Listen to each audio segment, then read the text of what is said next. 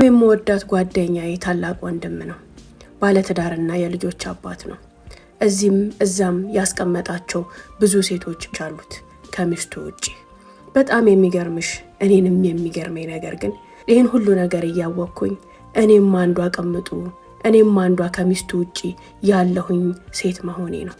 ከዛም አልፎ ያልበቃኝ ብሎኝ ይህን ሰው ማንነቱን፣ ምንነቱን፣ ባህሪውን፣ ለሚስቱ ያለውን ነገር ሁሉ እያወቅኩኝ እሱን ባሌ ለማድረግ እሱን የኔ ለማድረግ ያደረኩት ፍልሚያ ያደረኩት ትንቅንቅ ከገዛ ሚስቱ ጋር ለራሴ ራሱ አሁን ላይ ሳስበው ድንቅ ይለኛል። ምን እያሰብኩኝ ነበረ? ይሄ የወንድ ሽሚያና የወንድ ንጥቂያ ሳይሆን አንድ ውድድር ላይ ወርቅ ለማግኘት የመፋለምን ያህል ነበር። ያውም ከገዛ ሚስቱ ጋር ከልጆቹ እናት ጋር ፊት ለፊት ነው የተጋፈጥኩት። ባልሽን ተይልኝ ብዬ ያው ምን ይሉታል። የሚገርምሽ ሀውለትዬ የዚህን ያህል የሆንኩለት ባህሪውን እያወቅኩ እዚህም እዛም ሴቶች እንዳሉት እያወቅኩ ሚስት እንዳለው ልጆች እንዳሉት እያወቅኩ ከገዛ ሚስቱ ከልጆቹ እናት ጋር እንደዚህ ፊት ለፊት እስከ መጋፈጥ ያደረሰኝ ሰው ምን አይነት ሰው መሰለሽ? ትምክተኛ፣ ትቢተኛ፣ ራሱ የሚበዛበት ሰው፣ ለራሱ ከፍተኛ ግምት ያለው ሰው፣ እናት፣ እህት፣ ሚስት፣ ሴት ልጆች እንኳን እያሉት ለሴት ልጅ ቅንጣት ታክል ክብርም ሆነ የሞራል ተጠያቂነት የማይሰማው ወንድ ነው። ያም ሆኖ ሳለ ግን ሀውለት ያገባን ሰው በዚህ ሁሉ ባህሪዎች ትምክተኝነትና ትቢት የተዋጠን ሰው ማንነቱን ከስር መሰረቱ እያወቅኩኝ ፈለግኩት፣ ወደድኩት፣ ላገኘውም ከሚስቱ ጋር ታገልኩኝ። ጤንነት አይመስልም፣ በእርግጥም ግን ጤነኛ ነበርኩ።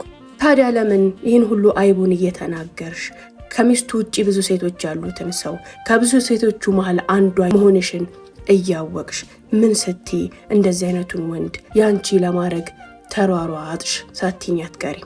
መልከኛ ነው። እሱ ካለው አንድ ጥሩ ነገር ውበቱ ነው። ሁለተኛ ገንዘቡ ነው። ሶስተኛ ሲያዝናናሽ፣ ሲያጫውትሽ፣ ሲወድሽ፣ ሲያፈቅርሽ አይን የለውም። የእውነት እስኪመስልሽ ድረስ ሰማይ ላይ እስክትንሳፈፊ ድረስ ከሱ ጋር ብቻ መሆንን እስክትመኝ ድረስ የወደደሽ ጊዜ፣ የጋበዘሽ ጊዜ፣ ከሱ ጎን ያስቀመጠሽ ጊዜ ፈልጎና ፈቅዶ ምድርን ሁሉ የጨበጥሽ ያህል እንዲሰማሽ ያደርግሻል። እንዴት ናችሁ ቤተሰቦች? ደህና ናችሁ ወይ?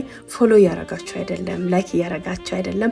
ላይክ እያረጋችሁ ፎሎ እያረጋችሁ ላላችሁ እጅግ በጣም አመሰግናለሁ። ይህን ቻናል ፎሎ እያረጋችሁ ብትከታተሉኝ በጣም ደስ ይለኛል። ቻናሉ የሰራም ቻናል ስለሆነ አባያ፣ ቶፕ፣ ቦርሳ፣ ጫማ፣ ሂጃብ የምትፈልጉ ሀውለት ጋበሉና ቤተል ኤጂ ሞል አንደኛ ፎቅ ነው። ሰሞኑን አዳዲስ እቃዎችም እናንተን የሚመጥኑ ቆንጆ እቃዎች አስገብተናል። ስለዚህ የሚመጥኗችሁ ምርጥ ነገሮች እንድታገኙ ከፈለጋችሁ ቤተል ኤጂ ሞል ሀውለት ጋበሉና ነው እኛ ጋይታችሁ ተወስናላችሁ። ሌላው ስለዚህ ቅባት እያወራኋችሁ ነው።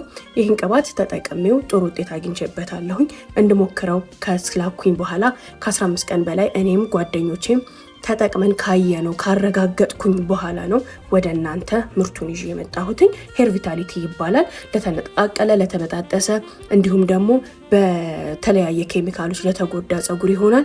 ነፃ ዲሊቨሪ ስላለ ያላችሁበት ቦታ ያደርሱላችኋል። ስልክ ቁጥራቸው እዚህ ጋር አለ። ደውላችሁ ወዳላችሁበት ማዘዝ ትችላላችሁ። አንዷን ገዝታችሁ ለአንድ ለ15 ለ3 ሳምንት ከሞከራችሁት በኋላ ከተስማማችሁ ትቀጥላላችሁ። ካልሆነ ደግሞ የራሳችሁ ውሳኔ ተወስናላችሁ። ነገር ግን እኔ እንድትሞክሩት ሰጀስት አረጋችኋለሁ። እኔ ጥሩ ውጤት አግኝቼበታለሁኝ። ነፃ ዲሊቨሪ ጭምር ስላላቸው ደውሏችሁ ዘዟቸው። ቀጥታ ወደ ታሪኩ ሄዳለሁ። እኔ የክፍለ ሀገር ልጅ ነኝ። አባቴ ጥሩ ገበሬና ጥሩ ነጋዴ ነው። በሀገሩ ሀብታም የሚባል ሰው ነው። የዛን ያህል በድህነት ተጨንቄ በድህነት ተሸማቅቄ ያደግኩኝ ሰው ባልሆንም በሀብታምም የተጨማለኩኝ ግን አይደለሁም። አባቴ የዩኒቨርሲቲ ውጤት ሳይመጣልኝ ሲቀር አዲስ አበባ ኮሌጅ ሄጄ እንድማር የቤት ክራዬን፣ የትምህርት ቤቴን፣ የቀለቤን ሁሉ ሸፍኖ ወደ አዲስ አበባ ላከኝ። አዲስ አበባ መጥቼ የገባሁበት ኮሌጅ ላይ ዛሬ ከምነግርሽ ሰው እህት ጋር ተገናኝቼ ጥሩ ጓደኝነትን መሰረትኩኝ። የልብ ወዳጆች፣ የልብ ጓደኛሞች ሆነን እኔና የፍቅረኛ እህት ማለት ነው። ጓደኝነታችንና ወዳጅነታችን በጣም እየጠነከረ ሲመጣ ወደ እነሱ ሰፈር ከሷ ጎረቤት ቤት አገኘሁኝና ወደ እነሱ ሰፈር ተከራይቼ ገባሁኝ። ያኔም ውሎዬም አዳሬም ምሳዬም እራቴም ቀኔም ምሽቴም ጓደኛዬ ቤት ሆነ። እሷ ለቤቷ የመጨረሻ ልጅ ስትሆን ቅምጥል ናት፣ ተወዳጅ ናት፣ ተፈቃሪ ናት። ቤተሰቦቿም በጣም ወደዱኝ። እናትም አባቷም እጅግ በጣም ተንከባከቡኝ። ለስሙ ከጎረቤታቸው ቤት ልከራይ እንጂ ኑሮዬ ግን እነሱ ቤት እነሱ ጋር ሆነ። በዛ አጋጣሚ ነበረ ከዚህ ከታላቅ ወንድሟ ጋር የተገናኘ ነው የተዋወቅ ነው። እኔ በባህሪ ሰዎች በጣም ይወዱኛል፣ በጣም ይቀርቡኛል። ተጫዋች ነኝ፣ ሳቂታ ነኝ፣ ታዛዥ ነኝ። ለመቅረብም ለመውደድም ለማልቀስም ለመሳቅም ቅርብ የሆንኩኝ ሰው ነኝ። በዚህ ምክንያት ይመስለኛል ከወንድሟም ጋር በጣም ተቀራረብን። የእህቱን ያህል ተቀራረብን። ቤት በመጣ ሰዓት እሷ ካለች እኔ ያለሁ፣ እኔ ካለሁ እሷ አለች። ሁሌም ያገኘናል። ማንኛውንም የሚያስፈልጋትን ወጪ ሁሉ ሸፍኖ የሚያስተምራት እሱ ነው። በእርግጥም ቤተሰቦቹ እሷንም ጨምሮ ክፍለ ሀገር ላይ በከባድ ድህነትና ሰቆቃ የሚኖሩ ሰዎች ነበሩ። ይህ የመጀመሪያ ልጅ ምስጋና ይገባውና ወደ ከተማዋ መጥቶ ቀን ሲወጣለት ኪሱ ሲሞላለት ሙሉ ቤተሰቦቹን ቤት ገዝቶ ወደ ከተማ መጣ። ታናናሽ ወንድምና እህቶቹን ሁሉ ስራ ሲያዘ፣ ቦታ ሲያዘ። ኢኮኖሚው ጥሩ ሆነለት፣ ህይወት ደላችለት፣ ሰፋችለት። እኚህም ቤተሰቦች ያንን የመጡበትን ችግር እረስተው በሀብትና በድሎት የከተማን ውሃ ጠጡ፣ የከተማን ኑሮ ተላመዱ። የሱ ቤተሰቦች እንደዛ ነበሩ። የቤተሰቡ አስተዳዳሪ መሪም ፈላጩም ቆራጩም ሁሉ ነገሩ እሱ ነው። የሚገርምሽ ነገር ሀውለት የሱ ሚስት የሱ ቤተሰቦች ጭራሽ አይወዷትም። በጣም ነው የሚጠሏት። ለምን መሰለሽ? እሱ ያገባው ሰራተኛውን ነው። ዛሬ ያገባት ሚስቱና የልጆቹ እናት በአንድ ወቅት እሱ ጋር ተቀጥራ ተሰራ የነበረች ሰራተኛው ነበረች። ተዋደዱ፣ ተፋቀሩ፣ ተጋቡ። ከተጋቡ በኋላ የሷን ቤተሰብ የማስተዳደር የሷን ቤተሰብ የመርዳት ኃላፊነቱ እነሱ ላይ ወደቀ። በዚህ ምክንያት የሱ ቤተሰቦች ፈጽሞ ደስተኛ አይደሉም። ከሱ በተሻለ ኢኮኖሚ ወይም ደግሞ ከሱ በሚመጥን ኢኮኖሚ ካለ ሰው ጋር ተጋብቶ እንዲዛመድ ነበር መኞታቸው። የመጡበትን የኖሩበትን ድህነት ሁሉ ረስተው ዛሬ ሚስቱን የሚጸየፉና በሚስቱ የሚያላግጡ ሚስቱንም የሚንቁ ቤተሰቦች ሆነዋል። ይሄም እንዳለ ሆኖ ይቺ የምልሽ ጓደኛዬም ሚስቱን ፈጽሞ አትወዳትም። በጣም ትጠላታለች። ይቺ ቦጥቧጭ ወንድሜን ቦጠቦጠችው ትላለች። እንደዛም ሆኖ ግን ከነበረው ካለው ሁሉ እሷን ካገባ በኋላ እጥፍ ድርብ አድርጓል ኢኮኖሚውን፣ ኑሮውን። ይህንን የእሱም ቤተሰቦች እሱም የሚመሰክር ቢሆንም እሷን ግን አይንሽ ላፈራሯት። ጠንካራ ሰራተኛ ናት፣ ጎበዝ ሰራተኛ ናት፣ ቤቷን ጠባቂ ናት። ቤቷን ጠብቃ በእርግጥ የቤተሰቦቿንም ህይወት ለመለወጥ ወደ ጎን ስላላለች ልጃቸው እንደተቦጠቦጠና ልጃቸው እንደተጎዳ ያስባሉ። እሷንም በዚህ ምክንያት ጥምድ ጥልት አድርገው ይዘዋታል። በዚህ መሃል ነው እኔ ስንቅር ብዬ የገባሁት። በዚህ መሃል ነው እኔ የሱ ተወዳጅ ሲሆን መጀመሪያ አካባቢ ላይ በጣም ስንቀራረብ በጣም ስናወራና ቤት ውስጥ ብቻችንን ሆነን ረጅም ሰዓታቶችን ስናሳልፍ ቤተሰቡን አፍር ነበር፣ እጨነቅ ነበር። ቤተሰቦቹ ቢያዩ ምን ይላሉ፣ ቤተሰቦቹ ቢሰሙ ምን ይላሉ እያልኩኝ ሽምቅቅል ነበር። ነገር ግን አንደኛ እሱ ምንም አይመስለውም፣ ሁለተኛ የቤተሰቡንም ሁኔታ ሳይ እኔና እሱ አብረን የምንሆንበትን መንገድ የሚያመቻቹ እንድናወራ እንድንቀራረብ የሚፈልጉና የሚያበረታቱ ነበሩ። ምክንያቱም ሁሉም በተሰበሰበበት እኔ ካለው ጥለውን ይወጣሉ፣ ወደ ክፍላቸው ወይ ወደ ጉዳያቸው ይሄዳሉ። አውሩ፣ ተጫወቱ እያሉን ቦታውን ይለቁልናል።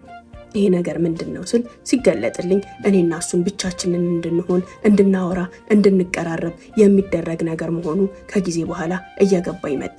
እህቱም ሳትቀር እኔና እሷን ሊጋብዘን ይወስድና ከበላሽ ከጠጣሽ በኋላ ከጓደኞቼ ጋር ቀጠሮ አለኝ አብራችሁ ሁኑ ብላ ጥላን ላጥ ትላለች። ይህን ሁኔታ ሳይ እኔም የልብ ልብ እየተሰማኝ እነሱም እየፈለጉኝ እየወደዱኝና እየተቀበሉኝ እንዳለሁ እየተሰማኝ ሲመጣ እኔም እሱን ይበልጥ መፈለግ ጀመርኩኝ፣ ይበልጥ መጠቃት ጀመርኩኝ። ከዛም በኋላ ከአቅራቢያቸው ሆነን የሚሆነው ነገር የሚደብረኝ ትንሽ እየሆነ መጣ። እንደውም መንገድ ላይም ስንወጣም ስንገባም ከትምህርት ቤት ሲሸኘኝም እቤቴ ትንሿ ቤቴም ሲመጣ እስከማልሸማቀቅ ድረስ ምንም አይመስለኝ ጀመረ። ይሄ ነገር ነበረ ወደ ለየለቴ ልብ ወስዶ ከዛ በኋላ ጭራሽ ከሰፈሩ ወጥቼ ሙሉ ለሙሉ እጠቀልለዋለሁ የሚል ፕላንን አንግቤ ከዛ ሰፈር ወጣ ብዬ በጣም የሚያምር አፓርታማ ተከራይቼ ነገሮቹ ሁሉ ቀላል እንዲሆኑለት ያመቻቸውለት። በእርግጥ ይሄ የሴት ብልሃት ይሁን ደደብነት ባይገባኝም እሱን ለእናንተ ትቼዋለሁ፣ ምን ልትሉት እንደምትችሉ። ዛሬው ፓርት በዚህ ያልቃል። እኔና እሱ ግንኙነት ቤተሰቡን ለማየት ቤቱ ሲመጣ የተጀመረ ቢሆንም እኔን ማግኘት ከጀመረ ከኔ ጋር ከተግባባ በኋላ ግን ቤተሰቦቹም ጋር የሚመጣበት ሩቲን ጨመረ። ከኔ ጋርም የምንጫወትበት የምንሰቅበት ሰዓት እየበዛ መጣ። ይሄም አልበቃ ብሎት በትምህርት ቤት መውጫ ሰዓታችን ትምህርት ቤታችን በር ላይ እየመጣ እኔና እህቱን ፒክ ያደርገናል። መክሰስ ጋብዞን አብሮ አስመሽቶን ከሱ ጋር አምሽተን ከሱ ጋር ተጫውተን እቤት ድረስ ይሸኘናል። እኔና እሷ አብረነው ቁጭ ብለን እየበላን እየጠጣን ባለበት ሰዓት ግን የሚገቡት ሜሴጆች መዓት፣ የሚደወሉት የሴቶች ስልክ መዓት ያስገርመኛል። በተደጋጋሚ እነዚህ ነገሮች እያየሁኝ ስመጣ ነው ከሚስቱ ውጪ በጣም ብዙ ሴቶች ዙሪያው ላይ እንዳሉ እያወቅኩኝ የመጣሁት። እየተቀራረብንና እየተግባባን ስንመጣ ስልኩን መያዝ ስልኩን መቀበል ጀመርኩኝ። በወቅቱ ምንም አይመስለውም ነበር። እኔ ግን የሚገቡለት ቴክስቶችና የሚደወሉለት ስልኮች ግርም ይሉኝ ስለነበረ ሆን ብዬ ነበር ስልኩን የምቀበለው። ገብቼ ሜሴጆቹን አነባለሁ። ከሴቶች ጋር የተቀጣጠረበት፣ ከሴቶች ጋር የሚያወራበት፣ ከሴቶች ጋር መጣው የተባባለበት ብዙ ሜሴጆች አሉት። ያንን እንደማይ ቢያቅም ምንም አይመስለውም። እንደውም እንዳይሚፈልግ ነው የሚመስለው። ስልክ ካልኩት በቅጽበት ነው አንስቶ ይወረውርልኝ። ሲጠራ ሰጠዋለሁ፣ ቴክስት ሲገባ ሰጠዋለሁ። ከዛ ውጪ ስልኩን እጅ ላይ መሆን ጀመረ። ለአንድ ሰሞን በሳምንት አንድ ቀን ነበር ትምህርት ቤት እየመጣ ፒክ የሚያደርገንና መክሰስ የሚጋብዘን። የሆነ ሰሞን ላይ ግን 3 ቀን አደረገው። 3 ቀን ባደረገውም ቁጥር የኔና እሱ መግባባት የኔና እሱ መቀራረብ እጅግ በጣም እየጨመረ መጣ። ግብዣውም እንደነገርኩሽ ሲጋብዝ አይን የለውም፣ ሲያዝናና አይን የለውም፣ ገንዘብ ሲያወጣ አይን የለውም። በጣም ያስደስትሻል። ሰው በልቶ የሚጠግብ አይመስለውም። ሰው ተዝናንቶ ተደስቶ በቃኝ የሚል አይመስለውም። ትልቅ የተባለ ቦታ የትም ቦታ ይወስድሻል። አለ የተባለ ቦታ የትም ቦታ ይጋብዝሻል፣ ያዝናናሻል፣ ያስደስትሻል። ከዛም በኋላ ደግሞ ለወጪያችሁ፣ ለትምህርት ቤታችሁ፣ ለልብሳችሁ፣ ለማስቲካችሁ እያለ የሚሰጠን ብር ዘግናኝ ነው ሀውለት።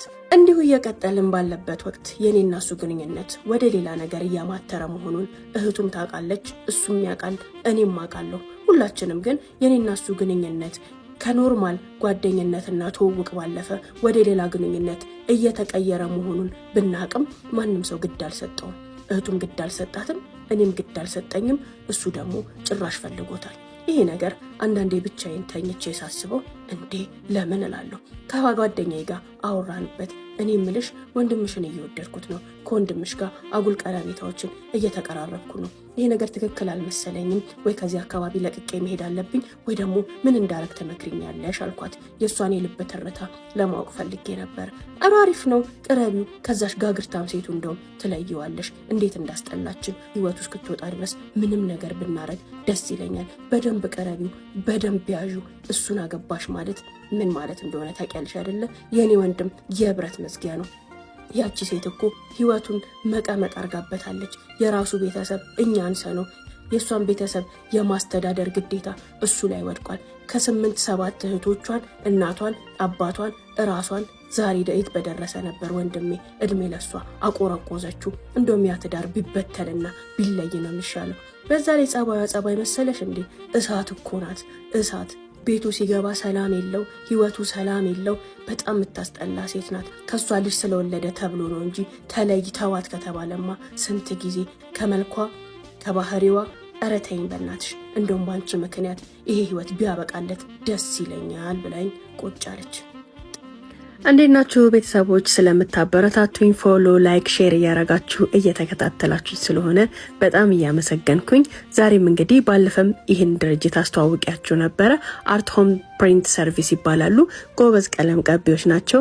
ቢሮአችሁን፣ ግቢያችሁን፣ ቤታችሁን፣ ሳሎናችሁን፣ መኝታችሁን የትኛውንም የቀለም አገልግሎት የምትፈልጉ ከሆነ በዚህ ስልክ ደውላችሁ አግኟቸው። ከፊታችን ረመዳንም እየመጣ ነው። እንግዲህ ከወዲሁ ቤታችሁን ቀለሙን የማስቀባት የማስቀየር ፕላኑ ካላችሁ አርት ሆም ሰርቪስን ደውላችሁ አናግሯቸው። በጣም ጥሩ አገልግሎትን ታገኛላችሁ። የኔንም ቤት በሚገርም ሁኔታ ለውጠውልኛል፣ አሳምረውልኛል። ለዛም አመሰግናቸዋለሁ። እናንተም አገልግሎቱን ካገኛችሁ በኋላ ታመሰግኑኛላችሁ። ቴንኪዩ። ጥላቸዋን ባቀውም በዚህ ደረጃ ግን አይመስለኝም ነበር። ያም ልብ ሰጠኝ መሰለኝ። ምንም አይመስለኝ ጀመር። በዚህ መሀል እያለን የኔና እሱ ግንኙነት ወደ ፍቅር ተቀየረ። ያኔም አጠገባቸው ሆኜ ይሄ ነገር መሆኑ ምቾት ስላልሰጠኝ ቤት ተከራይቼ ወደ ሌላ ቦታ መሄድ እንዳለብኝ ተሰማኝና ከነሱ አካባቢ ትንሽ ራቅ ብሎ ቤት ተከራየሁኝ። ለምን ተለቂዋለሽ ስትለኝ አይ ቤቱ አልተመቸኝም፣ ቅዝቃዜ ያለው እናትና አባቴ መጥቼ እናይሻለን ስላሉኝ እዚህ ጠባብ ቤት ውስጥ መሆኔን ካወቀ አባቴ ይቆጣል። ምክንያቱም የሚልክልኝ ብር ብዙ ነው። ይቺ ጠባብ ቤት ውስጥ መሆኑን ካወቀ ይደብረዋል አልኳት። እኔና ጓደኛዬ አራዳ ለአራዳ ነን። ምን እንደማስብ ምን እንደምፈልግ ታውቃለች። በእርግጥም ከወንድሟ ጋር የገባንበትን ጥልቅ ነገር ስላወቀች ፈገግ ብላ ባላምንሽም ይሁንልሽ ጥሩ እርምጃ ነው ብላ አበረታታች። ያንን ቤት ለቅቄ ወደ ሌላ ቦታ ትንሽ ሰፋ ያለች ቆንጆ የምትባል አፓርታማ ተከራይቼ ገባሁኝ። ያኔ ለእኔና ለሱ ምቹ አጋጣሚ ሆነልን። ሀውለት ይህን ሁሉ ስታረጊ ምን እያሰብሽ ነበር? ምን ፈልገሽ ነው ብትኝ አላቅም። የእውነት አላቅም። እማቀው እሱን መፈለጌን ከሱ ጋር መሆን መፈለጌን ከሱ ጋር ሲሆን የሚሰማኝ የታላቅነትና የአሸናፊነት ስሜትን ብቻ ነው ስከተል የነበረው። ከዛ ሰፈር መልቀቄንና ቤት አፓርታማ መከራየቴን ስነግረው ጮቤ ረገጠ። እንደውም 1 ዓመት የቤት ክራይ እኔ ነኝ የምከፍለው ብሎ የአፓርታማዬን የ1 ዓመት ክራይ ከፍሎ አፓርታማዬን ሙሉ ለሙሉ እቃ ሟልቶ አሁን ወደ ገደለው ሰተት ብሎ እንዲገባ ነገሮችን ሁሉ እንዳመቻቸውለት ገባው። አዎ ለኔ የሚያደረኩት ያንን ነው። አጠገቡ ሆነን እናቱ ቤት፣ አባቱ ጋር፣ እህቱ ጋር መኪና ላይ በየመንገዱ ነበር የምንገናኘው። አይመችም ለሰፈሩም አይን ለሰፈሩም ወሬ። አሁን ከሱ ጋር ነፃ ጊዜና ጥልቅ የሆነ ግንኙነት ስለፈለኩኝ ነው ያንን ያደረኩት። ያንን ነቃ የኔ ያልሆነን ሰው ባለትዳር ሆኖም ከ10 ከ20 ሴቶች ጋር የተለያየ ግንኙነት ያለውን ሰው 21ኛ ሴት ሆኜ ለመቀራመት የዚህን ሁሉ መንገዶችን ማመቻቸት የዚህን ሁሉ ሁኔታዎችን ቀላል ማድረግ ምን አይነት አስተሳሰብ ምን አይነት ነገር እንደሆነ አሁን ቁጭ ብዬ ሳስበው በጣም ይገርመኛል። ሁለት ያ ከሆነ በኋላ እንግዲህ ምን ሊሆን እንደሚችል መገመት ነው። ብዙ ነገራችን አንድ ላይ መሆንን ያህል ሆነ። ቤቱ ተመቸን፣ ሰፈሩ ተመቸን፣ ድብቅነቱ ተመቸን። ከእቱ ጋር የምንገናኝበትን ጊዜ ትተን እኔና እሱ ብቻ ቤት ውስጥ መገናኘት ጀመርን። በሳምንት 3 4 ይመጣል፣ ያለብሰኛል፣ ገንዘብ ይሰጠኛል። ህይወቴ ሳላስበው የሆነ ገነት የሆነ ሰማይ ቤት የገባሁን ያህል ተሰማኝ። ነገር ግን ከኔ ጋር ግንኙነቱ በደንብ ወደ ጥልቀት በገባና ጥሩ የሆነ በመጣ ሰዓት አንድ ነገር ማሰብ ጀመርኩኝ። እኔ እናንተ ግንኙነታችን ግን ወዴት ለመሄድ ነው? ወዴት ነው የሚዘልቀው? ወዴት ነው የሚሄደው? አንድ ቀን እኮ የሚቋረጥ ነው ስለው አገባሻለሁ ይለኝ ጀመር። ምን አልኩት? አዎ አገባሻለሁ፣ እኔ አንቺን ማግባቴ የማይቀር ነው። እንዳንቺ አይነት ሴት ነው የምፈልገው። እንዳንቺ አይነት አስተዋይ፣ እንዳንቺ አይነት ምቹ፣ እንዳንቺ አይነት ሳቂታና ተጫዋች ህይወቴን የምታቀልልኝ ሴት ነው የምፈልገው። ትንሽ ጊዜ ብቻ ስጭኝ፣ አገባሻለሁ አለኝ። ይህ ተስፋ ለእኔ ቀላል አልነበረም። በጣም ትልቅ ነገር ነበር። በምን መንገድ ነው የሚያገባኝ? አላሰብኩበትም። በቃ ቤተሰቦቹ ይፈልጉኛል፣ እሱም ይፈልገኛል፣ ያግባኝ፣ በምንም መንገድ ያግባኝ፣ እኔ ምን ይመለከተኛል? ትምህርቴን እየተማርኩኝ ይህን የድብቅ ህይወት የድብቅ ፍቅር እየቀጨሁኝ እየለበስኩ እየበላው እየጠጣው ሀውለት ሳንቲም ከያዝኩት በላይ ይዤ በዚህ ደረጃ እኔ እጅ ላይ ይገባል፣ በዚህ ደረጃ ሳንቲም ለእኔ እንደዚህ ቀላልና ተራ ነገር ይሆናል ብዬ ከማስበው በላይ እጄ ላይ ገንዘብ በረከተ፣ እጄ ላይ ገንዘብ በዛ። ሀብታም ሳልሆን ሀብታም ሆንኩኝ። በምፈልገው መንገድ መንቀሳቀስ ጀመርኩኝ። ያለኔ ትልቅ ስኬት ነበረ። ገንዘብ ለካ እንዲህ ተራ ነገር ነው፣ ቀላል ነገር ነው እያልኩኝ ማሰብ ጀመርኩኝ። ይሄ ገንዘብ ምንጩ፣ ይህ ደግሞ መሰረቱ ማን ነው? እሱን ማጣት። እስከ ዛሬ መንገድ ለመንገድ የነበረው ህይወት በወፍ በረር ነው። ከሚስቱ በኋላ ከኔ ጋር ግን አብሮ የመኖርን ያህል ተጠቃለልን። ሰፊ ሰዓት ከኔ ጋር ማሳለፉና ሌላ ህይወት እንደ ቀልድ እዚህ ጋር መጀመሩ ሚስቱን ከጥልቅ እንቅልፏ ያነቃት ይመስለኛል። ወትሮም በአንዱ እግሩ ቆሞ የነበረው ቤታቸው ማናከስ ጀመረ። በየዕለቱ ጭቅጭቅ፣ በየዕለቱ ንግግር፣ በየዕለቱ ስድድብ ሆነ። ያንንም ነገር እየመጣ ለኔ ይነግረኛል። ከፍቅረኝነቱ ባለፈ ጥሩ አማካሪውና ጓደኛው የሆንኩትን ያህል ከቤት ውስጥ የሚፈጠሩ እያንዳንዱ ነገሮችን የተጣሉበትን፣ የተነጋገሩበትን፣ ዛሬ ላይ ያለውን ብቻ ሳይሆን ያለፈውንም፣ የኖረውንም፣ የተረሳውንም ሁሉ ይነግረኝ ጀመር። ይህም አጋጣሚ ለእኔ እንደ ቀልድ የማየው አልነበረም። እንዴ እያልኩኝ እያልኩኝ እንዴት አደርጋለች? ምን አይነት ሴት ናት? ምን አይነት ሰው ናት? አንተ በጣም መልካም ሰው ነህ። አንተ እኮ በጣም ጥሩ ባል ነህ፣ ጥሩ ሰው ነህ። አብሽር፣ የሚገባህን አይነት ሰው አላገኘህም። ሴት ልጅ እንደዚህ ስትሆን በጣም ያስጠላል እያልኩኝ ያለውን ሁሉ ዘርግፎ እንዲነግረኝ ያለፈውንም ነገር ሁሉ እንዲያወራኝ መንገዱን እቀድለት ጀመር። ይህ አጋጣሚ ለእኔ ጥሩ የሆነው አንደኛ እዛ ቤት ውስጥ እየተከሰቱ ያሉት አለመግባባቶችና ክፍተቶች የኔና እሱን ፍቅር የኔና እሱን ግንኙነት ይበልጥ እያጠበቀውና ይበልጥ እያቀራረበን መጣ። ከዛ ውጪ እሱ የሚነግሩኝ የሚስቱ ክፍተቶች፣ የእሷና የእሱ ግጭቶች እኔም ጋር እንዳይከሰትና እኔ ከእሷ የተሻልኩ ሴት ሆኜም መስዬም እንድታይ ራሴን መገመገምበት ራሴን ብቁ አርጌ ምርጡ አርጌ የማሳይበት ጥሩ አጋጣሚን ፈጠረልኝ። አብዛኛውን ጊዜ ስለ ሚስቱ ከሚያነሳቸው ነገሮች አንዱ የመጀመሪያውና ትልቁ ነገር ሚስቴ እንቅልፋም ናት ይላል። ሁለተኛ አታከብረኝም፣ ሶስተኛ አትረዳኝም፣ አራተኛ አታዳምጠኝምና የመሳሰሉ ትንቀኛለች፣ ቤት ውስጥ እንዳባወራ አልታይም፣ ቤት ውስጥ ክብር የለኝም፣ አትረዳኝም የሚሉት ነገሮች የሁል ጊዜ ኢሹዎቹና የሁል ጊዜ መነሻ ሀሳቦቹ ናቸው። አንዳንዴ ጠይቋለሁ፣ እንደማታከብርህ እንዲሰማህ የሚያደርግህ ነገር ምንድነው እለዋለሁ። እያንዳንዱን ጥያቄ የምጠይቀው ግን ከሷ አንግል ሆኜ ወይ ደግሞ ህይወቱን ለማትረፍ ወደ እሷ እንዲቀራረቡ ለማድረግ ሳይሆን ያንን ክፍተቱን አውቄ ድክመቱን አውቄ እኔ እንድረዳው በማሰብ ነው፣ እኔ እንዳከብረው በማሰብ ነው። ክብሬ፣ ውዴታዬ፣ እሱን መረዳቴ ምናልባት ሙሉ ለሙሉ ጠቅልሎ ይሄን ሰው ወደ እኔ ህይወት እንደሚያመጣልኝ የነበረ ትልቅ ተስፋ ነው። በምናገረው እያንዳንዱ ነገር ላይ አፋፌን ትለኛለች፣ አታዳምጠኝም ይላል። አፋፈን ማለቷ ነው እንደማታከብርህ እንዲሰማህ ያደረገህ እላለሁ። አዎ እኔ ስናገር ተረጋግታ መስማት አትችልም። ብላ አዳምጣ መልስ መመለስ አትችልም። ሁሉ ነገር ላይ ኮመንት አላት። ያም ነገር እንደማልከበር እንደማልደመጥ እንዲሰማኝ ያደርገኛል ይለኛል። አትረዳኝ የሚያልክበትስ መንገድ እንዴት ነው እላለሁ። አንደኛ እንደ ህፃን ልጅ ልትቆጣጠረኝ ትሞክራለች። ስልኬን መቆጣጠር፣ ውሎ አዳሬን፣ ቀኔን ሁሉ መቆጣጠር ትሞክራለች። ለምሳሌ አንቺ ስልኬ ላይ ያሉትን እያንዳንዱን ነገር ታውቂያለሽ። በእርግጥ በዚህ ሰዓት የመጠየቅ መብቱ ነበረሽ። ስለዚህ ጉዳይ ጠይቀሽኝም አንስተሽብኝም አታቂም። ለምን? ለራሴ ለኃላፊነቴ ስለተውሽኝ ነው። እኔ ህፃን ልጅ አይደለሁም። የሚጠቅመኝና የሚጎዳኝን አውቃለሁ። እማደርጋቸው እያንዳንዱ ነገሮች ለምን እንደሆኑ አውቃለሁ። እሷ ግን እንደዚህ መታልፈ ሴት አይደለችም። እንደማትረዳኝና እንደማታምነኝም እንዲሰማኝ እያደረገ የኖርኩበት ነገር ነው ይለኛል። ለእኔ ቦታ የላትም የምትለው ስሏለሁ። ያዘዝኳትን ነገር መፈጸም አትፈልግም። ምንም ነገርም አትጠይቀኝም። የምትፈልጋቸውን ነገሮች በራሷ ፈቃድና በራሷ ውሳኔ ነው የምታደርገው። እኔና በእሷ ህይወት ውስጥ በቤተሰቦቿም ህይወት ውስጥ የምታደርጋቸውን ነገሮች እንዳባወራ መማከር መጠየቅ አለብኝ። እሷ ግን ከከለከልኳትም እኔን አልፋ ሄዳ ታደርገዋለች። ስታደርግም አታማክረኝም። ለእኔ ቦታ እንደሌላትና እኔን እንደማታከብረኝ የኔን ቃል እንደማትሰማ ያሳየኛል ይላል። እነዚህን ሁሉ ነገሮች ለእኔ በሚነግረኝ ሰዓት እኔም ፍልፍል አድርጌ እየጠየቅኩኝ በጥንቃቄ የምሰማውና የማዳምጠው የራሴን ጎን ለመጠበቅ ነው። ምን ሳደርግ ምን ይሰማዋል፣ ምን ባደርግ ደግሞ ምን ያደርጋል የሚለውን ነገር ሁሌም እሱ ከሚነግረኝ ነገሮች፣ ከሚስቱ ክፍተቶች፣ ከቤቱ ክፍተቶች ተነስቼ እኔ ምቹና ምርጧ ማረፊያ ሆኜለታለሁ።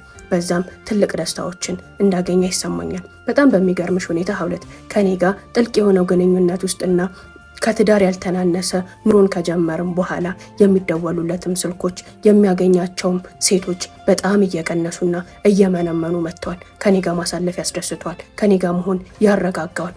ስለ ሚስቱ እናወራለን። የሚያወራኝን ነገር ሁሉ በጥልቀትና በትኩረት እሰማዋለሁ። መፍትሄ አልሰጠውም። ሁሌም እሱ ልክ እንደሆነ አሳየዋለሁ። ሁሌም እሱ ምርጡ እንደሆነ ነግሯለሁ። ምንም አይነት ስህተት እሱ ጋር እንደሌለና ያቺ ሴትም ለሱ እንደማትገባው እየነገርኩኝ አበረታተዋለሁ። አንዳንዴ ግን ከህሊና አይሸሽም አይደለ? አልጋዬ ላይ ጋደም ብዬ እውነት ግን ሚስቱ የምታደርገው ነገርና እሱ እያደረገ ያለው ነገር ተቃራኒ ነው ተመሳሳይ ይላለሁ። ምክንያቱም እሱ ጥሩ ባልሆኖላት ነው እንዴ ሚስቴ ጥሩ አይደለችም እያለ እየወቀሰ ያለው? የትኛዋ ሴት ናት ከሴት ጋር የሚልከሰከስን ወንድ ልቧ የማይነግራትና የማትጠራጠር ስለሱስ የማትጨነቅና የማትጎራጎር እያልኩኝ አስባለሁኝ። ታዲያ ምን እያሰብሽ ነው? ይህም ህይወት እኮ ነገ አንቺው ላይ የሚቀጥል ነው ብዬ ለራሴ ስነግራት አንቺ እኮ ብልህ ነሽ፣ አንቺ እኮ ጎበዟ ነሽ፣ ወንድሽን እንዴት አድርገሽ መያዝ እንዳለብሽ ካላወቅሽማ ምኗን ሴት ሆንሽው? ያንንም ስላወቅሽ እኮ ነው ይህን ቅባት ለእናንተ ለማስተዋወቅ ይዤላችሁ ስመጣ ወዶችዬ ዝም ብዬ ከመሬት ተነስቼ አይደለም። ከላከችልኝ በኋላ ከ15 ቀን በላይ ተጠቅሜዋለሁ። እኔ በጣም ጥሩ ውጤት አግኝቼበታለሁ። ምክንያቱም ጸጉሬ በጣም የተጎዳ ስለነበረ። ለነፍሰ ጡሮች አይሆንም፣ ለሌላ ግን ለህፃናትም ለሁላችሁም ስለሚሆን ገዝታችሁ ሞክሩት፣ ትወዱታላችሁ። ቤታችሁ ድረስ ነፃ ዲሊቨሪ ስላላቸው ያንንም እድል ተጠቀሙበት። ደውላችሁ ማዘዝ ብቻ ነው። ስልካችሁ እዚህ ጋር አለላችሁ። ቴንኪዩ። ሞክራችሁ እኔንም አመስግኑ። 10 እና ከ15 ዓመት በላይ የኖረበትን ትዳር እርግፍ አድርጎ ትቶ በዙሪያውም ሲያንዣብቡ የነበሩ ሴቶችን ወደ ጎን አድርጎ ካንቺ ጋር እየተደሰተና ካንቺ ጋር እየኖረ ያለው እያልኩኝ ራሴን አበረታታታለሁ። እሱም መቆጣጠርና ምርጧ ሚስት ሆነሽ የሱ መሆን ካልቻልሽማ ምኗን ሴት ሆንሽ እያልኩኝ ዞሮ ዞሮ ይሄ የሚስቱ ችግር እንጂ የሱ ችግር አይደለም። ትክክል አይደለችም። እኔም እየመከርኩትና እየነገርኩት ያለው ነገር ትክክል ነው። ከሰዎች ውድቀትና ከሰዎች ስህተት ተምሮ ደግሞ የራሱን ህይወትና የራሱን ነገር ያላስተካከለ ሰው ከዛ ሰው በላይ ሞኝ የለም። እኔ ደግሞ ሞኝ አይደለሁም እያልኩኝ ለራሴ ሙገሳና ክብሬን አሳያለሁኝ። እንደዚሁ እያለ ግን አንድ ነገር ሁሌም ይከነክነኛል። ሚስቴ እንቅልፋም ናት ያለው ነገር። እንቅልፋም ማለት ምን አይነት እንቅልፋምነት ነው? ሚስቱ በጣም የስራ ሴት እንደሆነች አውቃለሁ። አንድ ቀን እንደዚህ ቁጭ ብለን ከሱ ጋር እያወራን እንደለመደው ተጨቃጭቀው ተጣልተው ተፋክተው ነው የመጡት። ያኔም ሚስቴ እንቅልፋም ናት ያልከው ግን እሱን ነገር አልጠየቅኩም ማለት በጣም ትተኛለች፣ ቀንም ማታም ትተኛለች ወይስ ምንድነው አልኩት። ጠዋት ሌሊት ነው የምትነሳው፣ ስራ ውላ ደግሞ ማታ ነው የምትገባው። እኔ ቤት ስገባ አልጋ ላይ ነው ማገኛት። አልጋ ላይ ሳገኛት ደግሞ ድቅቅ ብላ ደክማ ኃይለኛ ጥልቅ እንቅልፍ ውስጥ ሆና እያንኮራፋች ነው አለኝ። አንድ ነገር ተገለጠልኝ። ሚስት ስራዬን ስትል የባሏን ፍላጎትና የትዳሯን መሰረት እንደረሳች ተሰማኝ። አው ባላንስ አላደረገችም። የሆነ ቦታ ስታለች። ቀን ሲደከም የዋለው ሰውነቷ ማታ እንቅልፍና ረፍትን ብቻ ነው የሚፈልገው። ለዛም ባሌ የሚፈልገው ሌላ ነገር አለ ብላ ማሰብ ስለማትችል ለጥ ብላ ትተኛለች። እዚህ ጋር አንድ ነገር ማለት እችል ነበረ። ስለሚደክማት እኮ ነው፣ ስለምትለፋ ስለምትደክም እኮ ነው። የስራ ሰው መሆኗን ስራ እንደሚበዛባትና ስራ እንደምትውል ቤት ውስጥ የልጆቿ ኃላፊነት እንዳለባት ነግረኸኛል። ያንን እንዴት መረዳት አልቻልክም ልለው አልኩኝና ለምን እለዋለሁ? ይሄን ማለት ለኔ ይገባኛል እንዴ? ይሄ ትልቅ ክፍተት ነው። ክፍተቷን አውቃ ማስተካከል የነበረባት እሷ ናት። ህይወቷን ባላንስ ማድረግ የነበረባት እሷ ናት። ለስራ ምሰጠውንና ለህይወቷ ለቤቷ ለትዳሯ ምሰጠውን ጊዜ ማመቻቸት ያለባት እሷ ናት። እኔ የዚህ ጉዳይ መካሪ አይደለሁም። ህይወቴ ላይ ይሄ ነገር እንዳይመጣ ግን መጠንቀቅ እችላለሁ። የእሷን ህይወት ለማቃናት የተቀመጥኩኝ ዳኛም ጠበቃም አይደለሁም ብዬ ራሴን ሸንቆጥ አደረኳትኝ። በእርግጥ ሌላ ሰው መጥቶ ይህን ነግሮኝ ቢሆን ኖሮ ያን ነበር የምነግረው። ስለምደክም እኮ ነው። ከስራ ጫናዋ ቀንስላት፣ ከህይወቷም ተጋራት፣ አጋሯ አጋዧ ሁናት። ከጎኗ ብትሆንና የምታርፍበትን ላንተና ለልጆቿ ጊዜ የምትሰጥበትን ሰዓት አንተው ብታመቻችላት፣ ይህን ነገር ብትነግራት እኮ እሷን ማረፍና ቤተሰቦቿን መመልከት ካንተ ጋም ጥሩ ጊዜ ማሳለፍን ምትፈልግ ነው የሚመስለኝ። በእርግጥ የትኛዋም ሴት ስትባክን ውላ ስትባክን ማደርን አትፈልግም። ፍላጎት አላት፣ ምኞት አላት። አንድ ቀን ቤቴን አስተካክላለሁ፣ ህይወቴን አሳምራለሁ፣ ልጆቼንና ራሴን ትልቅ የገንዘብና የሀብት ስኬት ላይ አደርሳለሁ ብላ የምታስብ ሴት በእርግጥም ቤቷን፣ ትዳሯን፣ ኑሮዋን፣ ፍቅሯን እየከሰረች ነው። ገንዘብ በለፋንለት በደከምንለት ልክ አይመጣም። ነገር ግን ለሱ በሮጥን ለሱ በደከምንና ለሱ በለፋንለት ልክ ድጋሚ ማግኘት ድጋሚ ማየትና ማስተካከል የማንችላቸውን ህይወቶችን እናበላሻለን። ሚስት ላልተሞገሰችበት፣ ላልተከበረችበት፣ ላልተወደደችበት ገንዘብ ስትሮጥና ስትባክን የሱ ቤተሰቦች ጠላት እስኪያደርጓት ድረስ ትደክም። እዚህ ጋር ግን የትዳሯን ህይወት እየከሰረች እንዳለ ቢሰማኝም እንደዛ ግን አላልኩም፣ ዝም አልኩኝ። አዎ ጊዜ ልሰጥ ይገባ ነበር። ከገንዘብም ከስራም ከሁሉም እኮ አንተ ትቀድማለህ፣ አንተ እኮ ነህ ባል፣ አንተ እኮ ነህ አባወራ ብዬ አጽናናሁት። እኔን ጨምሮ እስከ ዛሬ ከተለያዩ ሴቶች ጋር ሲጻጻፋቸው ሲያወራቸው የነበሩትን የሶሻል ሚዲያና የቴክስት ሜሴጆችን ጠቅላላ ወደ እኔ ስልክ ገለበጥኳቸው። በኖረውና ሁሉም ሰው በሚያውቀው ስልኬ አልነበረም ያንን ያደረኩት። እነዛን ቴክስቶችና ሜሴጆች ሁሉ ወደ እኔ ከገለበጥኩኝ በኋላ ቀጥታ ወደ ሚስቱን የላኩላት በአዲሱ ስልኬ። ያም ለምን እንዳደረኩት ይገባሻል። ከሱ ጋር ግንኙነት ከጀመርን 1 ዓመት ሞልቶናል።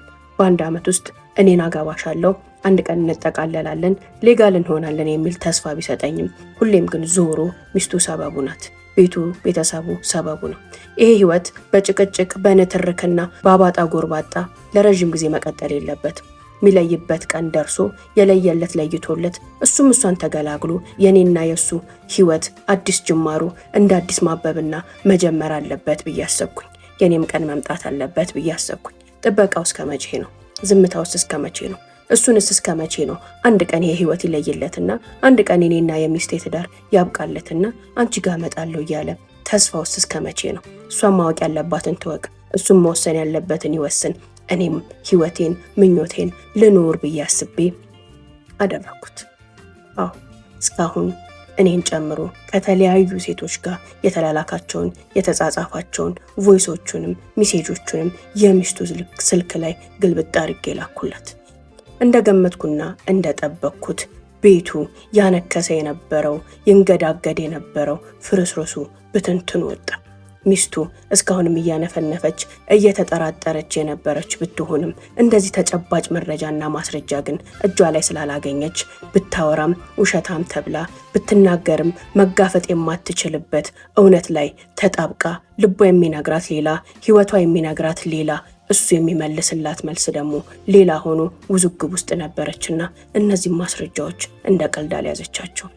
ቤቱን ጥላ ወጣች። ህይወቱ ጥንቅጡ ወጣ። ይሄ ነገር ሲፈጠር ለሳምንት ያህል ከኔ ጋር ራቀ፣ ከኔም ጋር ጠፋ። ስልክም ባደውልለት ስልኩ ስዊች ሆነ። እኔና እሱ ብቻ የምናውቀው ሚስጥራዊ ስልክ አለው። ያ ስልኩ ሁሉንም ሜሴጆቹን፣ ሁሉንም ሴቶቹን፣ ሁሉንም ገመናዎቹን የያዘች ስልክ ናት። እሷ ሳትቀር በዛ ሰዓት ጠፍታ ነበር። ያኔ ምን እንደተፈጠረ ስለጓጓሁኝ ለኔ ደግሞ ሁሉንም ነገር ማወቅ ቀላል ነው። ምክንያቱም እህቱ ጓደኛዬ ናት። እዛ ቤት የጨሰ ጭስ እዚህም ቤት ይጨሳል፣ እዛ ቤት የነደደ እሳት እዚህም ቤት ይነዳል። ሁሉንም ነገር ስለሱ ህይወት ቤተሰቦቹ ያውቃሉ። ከእህቱ ጋር ማውራት ጀመርን። ጠፋብኝ እኮ ወንድምሽ፣ ምን ተፈጥሮ ነው? ሰላም አይደለም እንዴ? ድሮም ችግር ላይ ነበረ ህይወት ውስጥ፣ አሁንስ የባሰ ነገር ገጠመው ወይስ ምን ሆኖ ነው ብዬ ጠየኳት። እንደነገርኩሽ እህቱ የኔና የሱን ግንኙነት ትፈልገዋለችም ታውቀዋለችም። አዎ ብላ የተፈጠረውን ነገር ነገረችኝ። ሰላም እንዴት ናችሁ ውድ ቤተሰቦቼ? ስለምትከታተሉኝ፣ ፎሎ ስለምታደርጉ፣ ላይክ፣ ሼር፣ ሪፖርት ስለምታደርጉ፣ ስለምታበረታቱኝ በጣም አመሰግናለሁ። ሰሞኑን ግን ቻናላችን ጥሩ አይደለም፣ ተመቷል። ሁላችሁም ኮፒ ሊንክ እያረጋችሁ፣ ሼር እያረጋችሁ፣ ላይክ እያረጋችሁ አብራችሁኝ እንድትሆኑና ታሪኮቻችንም ቫይራል ወጥተው እንደሌላ ጊዜ ከሌላ ጊዜውን በተሻለ ለብዙሃን እንዲደርሱ የበኩላችሁን ወዳጆቼ እንድታደርጉ በአክብሮት እጠይቃለሁ። ምንም የሚወስድባችሁ ጊዜ፣ ገንዘብ፣ ጉልበት የለም። አንድ አፍታ እዚህ ከገባችሁ በኋላ ሁላችሁም ቫይራል ይውጣ እስኪ ይሄ ቪዲዮ። ከዚህም በኋላ ያሉት ቫይራል እንዲወጣ ብዙ ሰዎች እየደረሰን አይደለም፣ ቪዲዮችሽ እየለቀቅሽ አይደለም ወይ እያሉኝ ነው። ለምን እንደሆነ አላቅም። ቲክቶክ ያዛርጎት ይሁን አይዶን ነው አላቅም። ብቻ ግን ግቡና ኮፒ ሊንክ 10 ጊዜ ሪፖስት፣ ሁላችሁም አንዱን ፎሎወር ይኖራችሁ 0፣ እንዲሁም ደግሞ ላይክ ሼርም አድርጋችሁ እንድትወጡ በፍቅር ጠይቃችኋለሁ። አብሶ ሁላችሁም 10 እና ከዛ በላይ ኮፒ ሊንክ ፎሎ ሳታረጉ የምታዩ ደግሞ ፎሎ አድርጋችሁ እንድታዩ እየጋበዝኩኝ ቤተል ኤጂ ሞል 1ኛ ፎቅ 2 ጋበሉና ሰሞኑን ሄጄ ነበር። እንደምታውቁት ለእናንተ የሚመጥኑ በጣም ቆንጆ የተባሉ ሞሮኮ ቶቦች፣ አዳዲስ ቶቦች፣ አባያዎች፣ ጫማ፣ ቦርሳ፣ ድሪአ ሁሉም ነገር ገብቷል። አሁንም የገባሉ። ሰሞኑንም ስለሚገቡ ኑና ሳይመረጥባችሁ ውሰዱ እያልኩኝ ቀጥታ ወደ ታሪክ እገባለሁ። ቴንክስ ሶ ማች። ማን እንደላከላት አይታወቅም። ሚስቱ ጋር አንዳንድ ሜሴጆችና ቮይሶች ደርሷት እሱን እንደ ማስረጃ ይዛ ከቤት ወጥታ ሽማግሌ ሰብስባበታለች። ካልፈታኝ ብላ ነገሩን ሁሉ ድብልቅልቁን አውጥተዋለች አለችኝ። ታዲያ ምን ችግር አለው? ተገላገለ። እንደውም እናንተም ይሄን ነበር ስትፈልጉት፣ እሱም ይሄን ነበር ሲፈልግ የኖረው። ለምን አይፈታትም እና አይገላገልም አልኳት። ሳቀችና ትዳርን መፍታት እኮ ቀላል ነገር አይደለም፣ ከብት እንደ መፍታት መሰለሽ እንዲህ አለችኝ። የማይስማሙበት፣ የማይኳኳኑበት፣ የማይግባቡበት ትዳር መሆኑን አንቺም ነግረሽኛል። እሱም ሁሌም ሲፈልገው የነበረው ነገር ነው፣ እናንተም ትፈልጉታላችሁ አልኳት። እሱማ እንደዛው ነው። ቢሆንም ግን እኮ በመካከላቸው ልጆች የሚባሉ ነገሮች አሉ። በመካከላቸው ረዥም ጊዜ ያፈሩት የለፉበት ንብረት የሚባል ነገር አለ። ያን ሁሉ ነገር ትውት አድርጋ እርግፍ አድርጋለት ምትሄድ ይመስልሻል? ልጆቹንስ ማጣት ለአንድ ወንድ በቀላሉ የሚቻለው ይመስልሻል? ይህን ሁሉ ነገር ራሱን ማዘጋጀትና በንብረትም ጉዳይ በልጆቹም ጉዳይ ነገሮችን ማመቻቸት ነበረበት። እሱም ነፈዘና ብዙ ነገሮች በእሷ ቁጥጥር ስር ናቸው፣ እንዳይወጣው ሆኖ ጉድጓድ ውስጥ ገብተዋል አለችኝ። ያኔ ተገለጠልኝ። አዎ ሚስት ስራውን ንብረቱን ተቆጣጥራ ያዘችው እሷ ናት። ድንገት ይሄ ነገር እሷ እጅ ላይ ሲደርስ እሱ ይሄ ነገር ይፈጠራል ብሎ ስላላሰበና በሱ ቤት በሚያደርገው ነገር ሁሉ ጥንቁቅ ነው፣ በሚያደርገው ነገር ሁሉ ጮሌ ነው። እሷ መቼም ቢሆን እዚህ ነገር ላይ አትደርስም፣ ስለዚህ ይሄ ቀን በፍጥነት ይደርሳል ብሎ አላሰበም ነበርና ምንም ነገሮች ላይ ኬርለስ ነበር። ሁሉንም ኢኮኖሚውን የምትቆጣጠረው ስራውን የምትዘውረው ኤቭሪቲንግ በሷ እጅና በሷ ቁጥጥር ስር ነው። ይህንንም ማወቋ የልብ ልብ ስለሰጣት ቁጭ ብድግ አደረገችው። በንብረት ጉዳይ ሽማግሌ ሰበሰበች።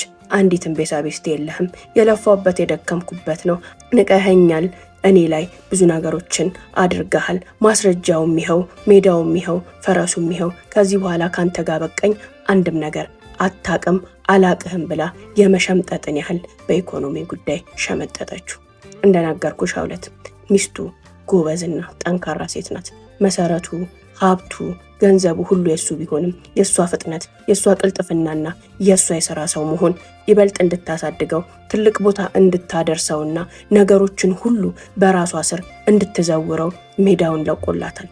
እሱ ገንዘብና ሰፊ ጊዜውን ተጠቅሞ ከተለያዩ ሴቶች ጋር በተለያዩ ሱሶች ጊዜውን ሲያሳልፍ፣ እሷ ግን እያንዳንዱ ቀንና ምሽቷን ሁሉ ስራዋ ላይ የምታሳልፍ ሴት ነበረች።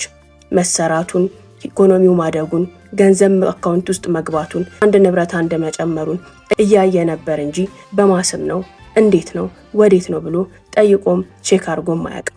ያንንም ያላደረገበት ምክንያት ወይ አይኑ ተጋርዶበት ነው፣ አሊያም ደግሞ ሚስቱ መቼም ቢሆን እንደዚህ አይነት ውሳኔ ትወስናለች፣ እንደዚህ አይነት ቀን እኔ ቤት ውስጥ ይመጣል የሚል ግምትም ፍርሃትም አልነበረው።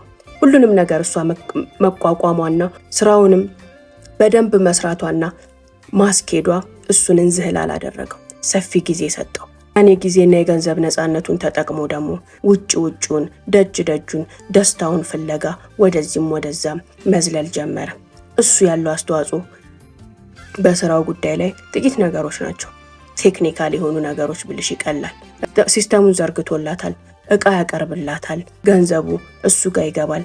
ከዛ በተረፈ ምን ይሁን ወዴት ይሁን እንዴት ይደረግ ብዙም የሚያውቀው ነገር አይደለም። ሚስቱ መቼም ቢሆን ከኔ ፍቺን ትፈልጋለች፣ እኔን በዚህ ደረጃ አውጥታ ትጥለኛለች፣ ትክደኛለችም ብሎ አስቦ አያውቅም ነበር። እውነት ለመናገር ምንም ጸብ የተሞላበትና ፍቅር የሌለበት ቤት ቢሆንም አታፈቅረውም ብዬ ማለት አልችልም። የሰራው ስራ ግን ከቁጥጥሯ ውጭ ሆኖ ይህን ውሳኔ እንደወሰነች ይሰማኛል።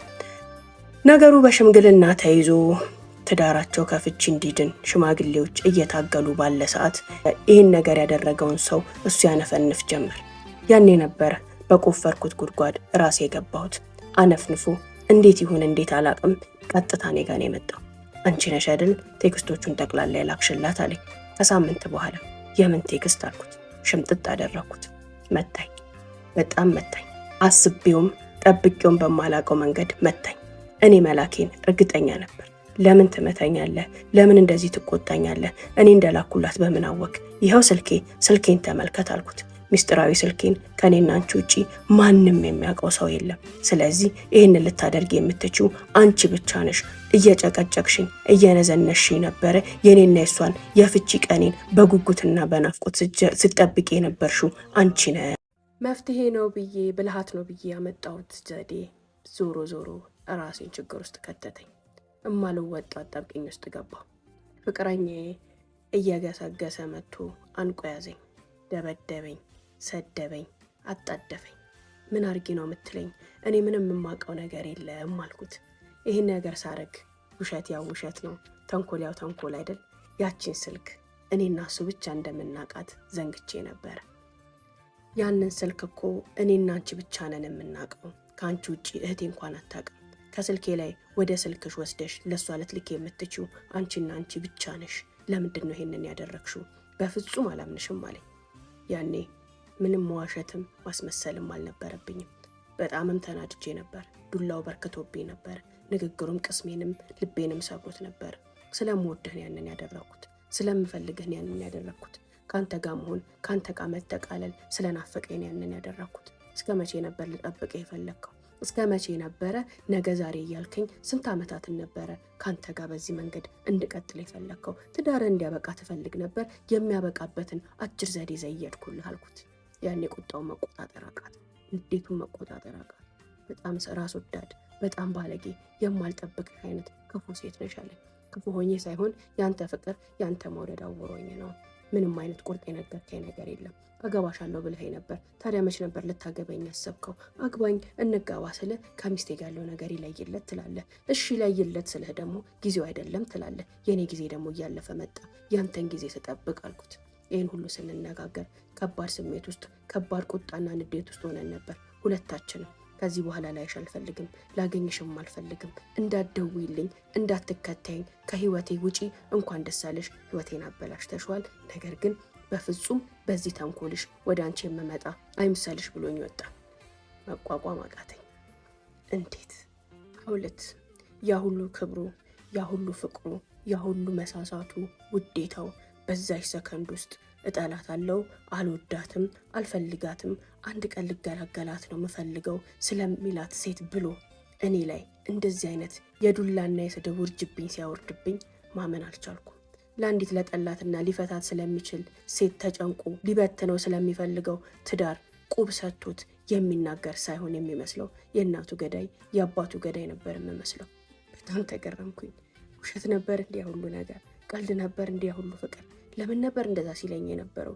ሁሉን ነገር ያወራልኝ ለምንድን ነው? እንደዛ ያወደደኝ ለምንድን ነው? እንደዛ ሲያጣጥላት ሲያበሻቅጣት ከሷ ይለየኝ እያለ ሲንገሻገሽ የነበረላት ሴት እንዲገላገል ስላደረኩ እሷን ስላስቆጣው የሁል ጊዜ ግጭታቸው ወደ እውነተኛ ግጭት ስለሄደ ነው በዚህ ደረጃ እኔን ጎዳና እኔን ሊሰብር የሚችል ድርጊት ያደረገው ብዬ እልህ ያዘኝ፣ ቁጣ ያዘኝ፣ ንዴት ያዘኝ። ፈጽሞ እንደማልተው ለራሴ ማልኩኝ፣ ለራሴ ቃል ገባሁ። ነገር ግን አሁን ይረጋጋና ማድረግ የምችለውን ሁሉ አደርጋለሁ አልኩኝ። ሳምንታት አለፉ። አልደወለም፣ አልመጣም። እኔ ግን ስልክ አይቀረኝ፣ ሚሴጅ አይቀረኝ፣ እኔና እሱ ብቻ በምናውቀው ስልክ አይቀር፣ በዋናው ስልኩ አይቀር። በዚህ መሀል እህቱም እኔና እሱ መሀል የተፈጠረውን ነገር ሰምታ አራስ ነብል ሆና መጣች። እንዴት እንደዚህ ታረጊያለሽ? እንዴት እንደዚህ አይነት ነገር ትሰሪያለሽ? አለችኝ። ምን እንዳረግ ፈልገሽ ነበር? ምን መጥፎ ነገር አደረኩኝ? ጭራሽ አንቺም ለወንድምሽ ተደረበሽ እኔን ልትሰድብኝና እኔን ልታዋርጅኝ ነው አልኳት። እሷ ከሱ ባሰች። አዎ አዋርድሻለሁ፣ አዎ ሰድብሻለሁ። ይሄ እኮ ህይወት ነው፣ ይሄ እኮ ትዳር ነው። ምን ያህል ነገሮችን እንዳበላሽበት ታውቂያለሽ? ምን ያህል ችግር ውስጥ እንደከተትሽው ታውቂያለሽ? ይህ ሁሉ የለፋበት የደከመበት ነገር እኮ በአንድ ጀንበር ነው ያጣው። ሁሉ ነገር እኮ በሷ ስም ነበረ። ሁሉ ነገር እኮ በሷ ቁጥጥር ስር ነበረ። አንቺ ራስ ወዳድ ሆነሽ ሳታስቢ ሳትጠነቀቂ ባደረግሽው ነገር ስንት ቤተሰብ ነው ስንት ሰው ነው ዋጋ የከፈለው ብላ አበደች። ከሷ ጋርም ልንግባባ አልቻለም። ከፍተኛ ጸብ ውስጥ ገብተን ተለያየን። ያኔ ያጠፋሁት ነገር እንዳለ ባይሰማኝም የሆኑ ስህተቶች ግን እንደሰራሁ ተሰማኝ። ያንን ሳደርግ መጀመሪያ ያለበትን ሁኔታ ማወቅ ነበረብኝ። ከሳምንታት በኋላ መታረቃቸውንና በሽማግሌ ተገስጾ ተመክሮ ሁለተኛ እንደዚህ አይነት ድርጊት ውስጥ እንዳይገባ ተብሎ መመከሩንና እርቅ ተፈጥሮ እሷን ቤቷ እንደገባች እሱም ወደ ቤቱ እንደገባ ሰማሁኝ። ያኔ ያውለት አበድኩኝ። ራሴን ጨርቄን እስክጥል ድረስ ተናደድኩ፣ ተበሳጨሁ። ብደውልለት አያነሳም። ያለበትን ቦታ ሚውልበትን ሚያመሽበትን አውቃለሁኝና እግር ከእግር እየሄድኩኝ መከታተል ጀመርኩኝ። አንድ ቀን ልማድ አይለቅምና ታረቁ በተባለ በ15ኛው ቀን እዛው ሁሌም መኪናውን አቁሙ የሚደበርበት ቦታ ላይ አገኘሁት። መኪና ውስጥ ነው ብዙ ጊዜ ቁጭ ብሎ የሚቀመው። ለምንድን ነው የዘጋኸኝ? እንዴት አልበረደልህም እንዴ አልኩት። የኔና አንቺ ግንኙነት እኮ አብቅቷል። አትከተኝ፣ አትምጭብኝ፣ ላይሽ አልፈልግም አለኝ። ከማውቀው በላይ ክፉ ሆነብኝ። ከማውቀው በላይ መጥፎ ሆነብኝ።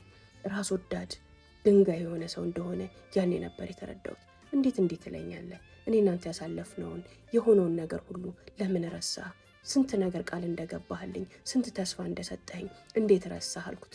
በፍጹም ከአንቺ ጋር ደግሜ እንደዚህ አይነት ነገር ውስጥ አልገባም። ሴት በሞላበት ምድር ድጋሚ አንቺን ሴት ብዬ ህይወቴ ውስጥ አላስገባሽም አለኝ። በጣም ገረመኝ። አሃ ለካ ለመማርም ለመታረምም ሳይሆን ጉጉትህ ሌሎች ሴቶችን በእኔ ለመተካት ሌሎች ሴቶችን እስከዛሬ በምታውቃቸው ተክተህ በአዲስ መንገድ ዝሙትህንና ቺቲንግህን ልታጧጥፍ ነው አልኩት። በጥፊ አንስቶ አጋጨኝ። አይመለከትሽም፣ እኔ ህይወት ውስጥ አይመለከትሽም። ድጋሚ ባይሽ ትጠፊያለሽ። አቁሚ ከኔ ጋር ሰፋጣ፣ ከዚህ በኋላ አጠገቤ እንዳደርሽ ያለኝ። ያኔም አርግዣለሁ አልኩት። ከት ብሎ ሳቀብኝ። ኧረ እባክሽ አርግዘሻል እንዴ? እንኳን ደስ ያለሽ፣ አባቱን ሄደሽ ፈልጊ፣ እኔ ጋር እንደዚህ አይነት ቀልድ አይሰራም ብሎ ፈጽሞ የማላቀው ሌላ ሰው ተቀልሽ አውለት የሆነ ሌላ ሰው ማናገር ነው እንጂ 1 ዓመት የማቀው ያ ተንከባካቢ፣ ያ አፍቃሪ፣ ያ ወዳጅ ሰው አይመስልም ነበር። እንዴት ናችሁ ውዶችዬ? አብራችሁኝ ስለሆናችሁ ስለምትከታተሉኝ ስለምታበረታቱኝ ፎሎ ላይክ ሪፖስት እያደረጋችሁ ስለሆነ በጣም አመሰግናችኋለሁ። አላህ ያክብርልኝ። ይሄ ቅባት ተልኮልኝ ሞክሬው ከ15 ቀን በላይ አይቼው እኔ ላይ ለውጥ ስላገኘሁበት ስለወደድኩት ለእናንተም ለማስተዋወቅ ይዤላችሁ መጥቻለሁ። ቤታችሁ ድረስ የሚደርስ ነፃ ዲሊቨሪ ያላቸው ሁላችሁም በዚህ ስልክ ቁጥር እየደወላችሁ ብታዟቸው ያላችሁበት ድረስ ያደርስላችኋል። ከነፍሰ ጡር ውጪ ለሁላችሁም ስለሚሆን እንድትሞክሩት እመክራችኋለሁ። ውጤት ታገኙበታላችሁ መነኝ። ፊቱ ላይ የሚታየው ጭካኔ፣ አይኑ ላይ የሚታየው ጥላቻ፣ ከአንደበቱ የሚወጡት ቆሻሻ ቃላት ልነግርሽ አልችልም። እሱ የተናገረኝን እሱ አንደበቱ ያወጣቸው ነገር ላንቺ ብነግርሽ ለሚዲያሽም ለጆሮሽም ስለማይመጥንሽ ነው በዚህ ቃላት የተጠቀምኩት። ያኔ ነው ምን አይነት ሰው ነበር ችላ የኖረችው፣ እኔስ ምን አይነት ሰው ላይ ነበረ እንዲህ ተንጠልጥዬ አለቀውም ስለ ነበረ ብዬ አሰብኩኝ። መልሼ ደግሞ የአፍቃሪ ልብ አይደል የወዳጅ ልብ አይደለ ጓጉቼ የለ እንዲህ ይላለሁ ልቤን እንዲቆርጥልኝ ከህይወቱ እንዲወጣ ፈልጎ ነው ህይወቴን እንዲያበላሽቶ እንደዚያ መሰቃቅሎኝማ አልተወውም አልኩኝ። እየቀለድኩኝ አይደለም፣ እውነቴን ነው። አርግዣለሁ። ይሄን ነገር በሽማግሌም በሚስትህም እጠይቅሃለሁ አልኩት። በፈለግሽው ማረግ ትችያለሽ፣ እስኪ ሞክሪኝ አለኝ። እሺ ብዬ እልሁ እንደ እሳት ልቤ ላይ እየተንቀለቀለ ነበር። ከሱ ተለይቼ ግን እቤት አልሄድኩኝም። ቀጥታ ሚስቱ ሱቅ ነበር የሄድኩት። ከታረቁ 2 ሳምንት እንኳን አልሞላቸውም። ሱቃ ሄድኩኝ። በሚገርምሽ ሁኔታ ሁለት እንተዋወቃለን፣ ግን አትወደኝም። እኔ እና እሱ ምንም አይነት ግንኙነት ሳይኖረን እንኳን እዛ ቤት የእህቱ ጓደኛ ሆኜ በለቅሶውም በደስታውም በሐዘኑም በግብዣውም በመጣሽ ቁጥር እዛ ስታገኘኝ አይኗ ላይ ጥላቻዋን አየው ነበር። እሱም ይነግረኝ ነበር፣ አትወድሽም እኮ በጣም ነው የምጠላሽ ይለኛል። ለምን እለዋለሁ። ቀልቃላ ናት፣ ቀልቤ ፈጽሞ አይወዳትም። ኬት ያመጣችኋት ናት ደግሞ ይቺ? ኬት አግኝታት ነው ይቺን ጓደኛዋን? ትቅርብሽ፣ አትሆንሽም ሁላ ትላት ነበር ለእህቴ አለኝ። ቀልቧ ነግሯት ነው መሰለኝ አንድ ቀን ባሏን እንደምቀማት። ገና ከሱ ጋር ምንም አይነት ግንኙነት ሳይኖረን ጀምሮ ስታየኝ ምንም አትወደኝም ነበር። የዛ ዕለትም ሱቋ ሲሄድ አየችኝና ደማታቀኝ ከነ መፈጠሪም እዛ ጋር ሰው ያልቆመን ያህል አድርጋ አስተናገደችኝ። ያ ነገሯም አቃጠለኝ። ነገር ግን ያንን ፊል እንዳደረግኩት እንድታውቅ አልፈለግኩም። እኔም ፈልጌሽ ነው የመጣሁት፣ ቁጭ ብለሽ አዋሪኝ አልኳት። እንደዛ ስላት ማመን አልቻለችም። ዞር ብላ አቤት እኔን ነው አለችኝ። አዎ አንቺን ነው፣ ታውቂኛለሽ፣ አቅሻለሁ አልኳት። ኦኬ የከሊት ጓደኛ ነሽ? ምን ፈልገሽ መጣሽ? ከኔ ምንድን ነው የምትፈልጊው አለችኝ። በጣም እይታዋ ንግግሯ ሁሉ ያስጠላ ነበር። ከድሮ በበለጠ እንደጠላችኝና የሆነ ነገር እኔ ላይም እንደሸተታት ያስታውቅ ነበር። የባልሽ ሌላኛዋ ፍቅረኛ እንደሆንኩኝ ታውቂያለሽ አልኳት። ያኔ ነበልባል ሆና ዞር ብላ ተንደርድራ መታነቀችኝ። እኔም የዋዛ አይደለሁም፣ አነኳት። ሁለታችንም ተናንቀን ማን ይገላግለን ተያያዝናታ። እዛ መሀል ገበያ ላይ ተያያዝን። እኔም እሷም የዋዛ አልነበርንም። ሁለታችንም የምንችለውን ያህል ከተቀጣቀጠን በኋላ የእሷ ሰራተኞችና አካባቢ ላይ የነበሩ ሰዎች ሁሉ እያሉ መጥተው አገላገሉን። ከተገላገልን በኋላ ማናችንም ልንረጋጋ አልቻልንም። ከባድ የሆነ የቃላት ውርውርና የቃላት ጦርነት በመካከላችን ተፈጠረ። በዛ መሀል ነበረ ስሸፍነው ስትሸሸው የነበረው ገበናዋ መሀል አደባባይ ላይ ጠላትም ወዳጅም ባለበት ቦታ የቤተሰቧ ገመና መዘርገፉ በጣም ከባድ ህመምና ቁጣን ፈጠረባት። በንግግራችን መሀል እኔ ማን እሷ ማን እንደሆንን የአካባቢው ሰው ሁሉ አወቀ። ከዛ በኋላ እንደሰማሁት ታላቅ መሳለቂያ መሳቂያና መጠቋቆሚያ እንዲሁም የሰፈራቸው የአንድ ሰሞን ወሬ እሷ ብቻ ሆነች። ያደረግኩትን አድርጌ የሰራሁትን ሰርቼ ወደ ቤቴ ገባሁ። ቤቴ ገብቼ ትንሽ ከቆየው በኋላ በስልክ ተደወለ። ያ የተደወለበት ስልክ ለሷ ሁሉንም ቴክስቶችና ሜሴጆች በላኩበት ስልክ እኔ መሆኔን እሷን ማውቃለችና ደወለችልኝ። ከዛም በኋላ ምን አርጊ ነው የምትይኝ? ከኔ ምንድነው የምትፈልጊው አለችኝ። ምንም ነገር ካንቺ አልፈልግም፣ አርግዣለሁ አልኳት። አይመለከተኝም። እሱን ከሆነ የምትፈልጊው ከዚህ በኋላ ከህይወት ያውጥቼዋለሁ፣ ከኔ ርቋል። ምትቺ ከሆነ ውሰጁ፣ ጠቅሊው፣ እኔን ግን ተይኝ፣ ከህይወቴ ውጪልኝ፣ በዙሪያ የማታንዣቢ፣ ስልኬ ላይ ምንም አይነት መልእክት እንዳትልኪልኝ አለችኝ። ንግግሯ እጅግ በጣም የተሰበረ በእንባና በሲቃ የተሞላ ነበረ። ድምጿን ስሰማ እንደ ቀልድ አላየሁትም። ጥፋተኝነት ተሰማኝ። ትንሽ ሀዘንም ሸንቆጥ አደረገኝ። ምን አርጊ ነው የምትይኝ የሚለው ቃል እውነት እኮ ነው። እሷን ምን አርጊ ነው ምላት? እሷ እኮ ተበዳይ ናት አልኩኝና አዎ አንቺን ምንም አርጊ ለማለት ፈልጌ አይደለም፣ ለባልሽን ነገር ነገሬው ምንም አይነት መፍትሄ ሊሰጠኝ ስላልቻለ ነው አልኳት። ምንም ነገር ስታደርጉ እኮ አብሬያችሁ አልነበርኩም፣ አላጋባኋችሁም። እያወራሽ ያለሽው ስለ ባለቤቴ ነው። እያልሽኝ ያለሽው እኔኑ በድላችሁ እኔው ላይ ከጀርባዬ ብዙ ስራ ከሰራችሁ በኋላ የቱን ያህል እንድቆስልና የቱን ያህል እንድደማ ስለፈለግሽ ነው በዚህ ደረጃ እየጎዳሽኝ ያለሽው። ሴት አይደለሽ እንዴ? ከሴት አይደለ እንዴ ተፈጠርሽው? እንዴት እንደዚህ አይነቱን ነገር ችለሽ ታደርጊያለሽ? ከባሌ ጋር በሚስጥር ያደረግሽው አንሶሽ ቤቴ ባንቺ የመጣ ተበጥብጦ ሰላም ለማድረግ እየጣርኩኝ መሆኔ እያየሽ ድጋሚ ሱቄ ድረስ መተሽ በሰዎች ፊት እኔን ማዋረድና የቤቴን ገመና የአደባባይ መሳቂያና መሳለቂያ እንዲሆን ማድረግ የእውነት የጤንነትሽን ነው? ምን አይነት ሰው ነሽ? ምን አይነት ሴት ነሽ? ብላ ምርር ብላ ተናገረችኝ። እውነትሽን ነው፣ አንቺ ምንም ማድረግ አትችይም። ነገር ግን ባለቤትሽ ህይወቴን አበላሽቶ እኔን እዚህ ጋር አቁሙኝ፣ ሰላም ህይወት መኖር አይችልም። ምናልባት ሌላው ቢቀር ልጁን እንዲቀበል አንቺ እንኳን እንድትነግሪው ነው አልኳት። ከት ብላ ሳቀች። ሳቋ የቁጣና የምጸት መሆኑ ያስታውቅ ነበረ። ይኸውልሽ ነገርኩሽ እኮ የኔ እህት፣ ከዚህ በኋላ ሰውየውን ትቼልሻለሁ። እንደፈለግሽ አድርጊው። ከህይወቴ፣ ከልጆቼ፣ ከቤቴ ውጪ። እኔና እሱ የማንተዋወቅ ሰዎች ነን ከዚህ በኋላ። ስለዚህ መያዝ ከቻልሽ፣ የልጅሽ አባትን ማረግ ከቻልሽ ያዢው አለችኝ። እሺ ያንን ለማድረግ እሞክራለሁ። ላንቺ ግን አንድ የመጨረሻ ነገር ልንገርሽ አልኳት። ምንድን ነው አለችኝ። እኔ ብቻ አይደለሁም፣ ብዙ ሴቶች ዙሪያው ላይ አሉ። እኔ ከህይወቱ ልወጣም ህይወቱ ላይ ልቀጥልም እችላለሁ። ነገር ግን መቼም ቢሆን አንቺ የእሱ ብቸኛ እንደማትሆኚ፣ ምትኖሪም ከሆነ አውቀሽ ኑሪ፣ ምትለዩም ከሆነ ይህንንም ታሳቢ አድርገሽ በባልሽ ዙሪያ ላይ ብዙ ሴቶች አሉ፣ ብዙ ሴቶችም ከዚህ በኋላ ይመጣሉ አልኳት። አውቃለሁኝ፣ ያንን ተረድቻለሁኝ። ውሳኔውን ራሴ ወስናለሁ። ስለ ምክርሽ ግን አመሰግናለሁ። ከዚህ በኋላ ተይኝ ብላ ስልኩን ዘጋችሁ። እንደተለመደው ዛሬ ደግሞ ይዤላችሁ የመጣሁት ውዶቼ ለሴት ልጅ ራሷን መጠበቅ፣ ማህፀኗን፣ የውስጥ ጤናዋን፣ የላይም የቆዳዋን ጤንነትና ውበትን መጠበቅ ቅንጦት ሳይሆን ግዴታ ነው። ለዛም ምርጫችሁን ጋላክሲ ስፓና የወይባ ጢስን እንድታደርጉ እመክራችኋለሁ። የማህፀን ስቲም የሚባልን ፕሮዳክት ጋላክሲ ወይባና ስፓ ብቻ የምታገኙትን አዘጋጅታ ትጠብቃችኋለች። በተፈጥሯዊ ግብአቶች ብቻ የሚቀመም የማህፀን ስቲም ነው። ሌላው ስቲምና ሳውና እንዲሁም ወይባ ጢስ ስንገባ በጣም የሚያሳስበን የንጽህና ጉዳይ ነው። ጋላክሲ ስፓና የወይባ ጢስ ከኮልፌ ቀራኒዮ ክፍለ ከተማ በተደረገው ጥናት አንደኛ ወጥታ የምስክር ወረቀት እንደምታዩት ተሰጥቷታል። ስለ ንጽህና አያሳስባችሁም፣ ስለ ኦሪጂናሊቲ አያሳስባችሁም። እንዲሁም ደግሞ ባለሙያዎቿ ረጅም ዓመት እሷ ጋር የሰሩና ልምድ ያካበቱ ባለሙያዎች ስለሆኑ ጥሩ ትሪትመንትና ጥሩ አገልግሎትን ታገኛላችሁ። ስቲም መግባት፣ ሳውና መግባት፣ የወይባ ጢስ መሞቅ የምትፈልጉ እህቶቼ ጋላክሲ ወይባና ስቲም ባዝን ምርጫችሁ እንድታደርጉ እየጠየኩኝ አድራሻዋም ቁጥር 1 ቤተል ቢጫ ፎቅ ፊት ለፊት አፕል ፕላዛ ከርቡ ላይ በኮብልስቶኑ መንገድ ታገኙታላችሁ። ቁጥር 2 ጀሞ 1 ሩት ህንፃ ግራውንድ ላይ ታገኙታላችሁ። ስልክ ቁጥሯንም እዚህ ጋር አስቀምጬላችኋለሁ። እየደወላችሁ ቀጠሮ ማስያዝ ትችላላችሁ። ሙሽሮችም ለየት ያለ ፓኬጅ አላት። ጋላክሲ ስፓና የወይባ ጢስ ሁሌም አዲስ ነገርን በማምጣት ሁሌም የእህቶቻችንን ውበትና ጤንነት በመጠበቅ ትታወቃለች። ሄዳችሁ ሞክሩት፣ እኔንም ታመሰግኑኛላችሁ። ቴንኪው። የተወሰነ ልሄ ከበረደ ቁጣይም ከተረጋጋ በኋላ ቁጭ ብዬ ያደረኩትን ነገር ሳስብ ትንሽ ከፋ ያለና መረር ያለ ነገር መሆኑ ገባኝ።